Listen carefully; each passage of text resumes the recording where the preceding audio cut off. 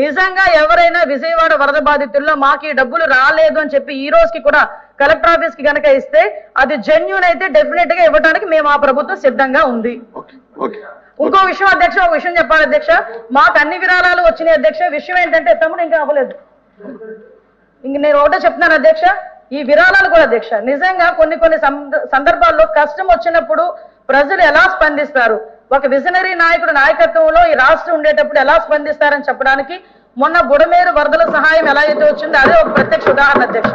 Wheel chair లో ఉన్న వాళ్ళు కూడా అధ్యక్ష దేన్నైనా యాక్సెప్ట్ చేయాలి మనం.